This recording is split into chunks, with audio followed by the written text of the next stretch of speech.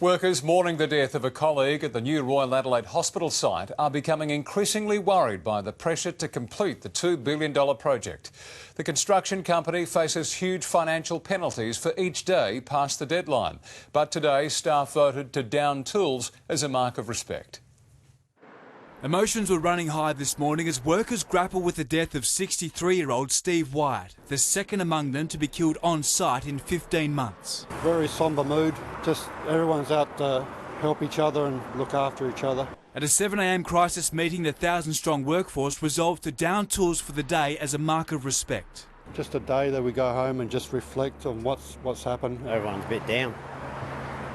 You know, if someone gets killed on the job, that's never good, is it? The union today standing by claims the race to complete the hospital on time is a major concern. I'm not saying that that the schedule and that pressure had anything to do with this accident, but I'm certainly not writing it off either. The builder, Hanson, Young and Leighton Contractors, has an April 4 deadline and it will cost the company $1 million for each and every day past that date.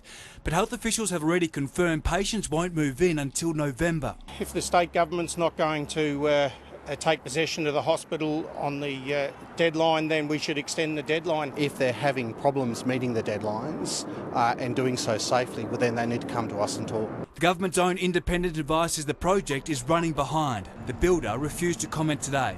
Mr Wyatt's death follows an incident in November 2014 that killed 54-year-old Jorge Castillo Riffo. Both men were using a scissor lift when they died. And Harvey Biggs joins us now. Harvey, what safety precautions have been brought in? Well, Brenton, scissor lifts are now banned on this site and there are calls for proximity sensors to be installed in these machines across the country. The union claims such sensors would have more than likely saved the life of the first man killed.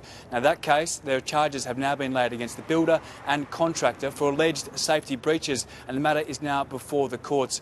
As you can see from these pictures, late today, a tribute was put up for Steve Wyatt at the front entrance to the Royal Adelaide Hospital construction site, a wreath and a sign of the impact that this tragedy has had on the workforce here.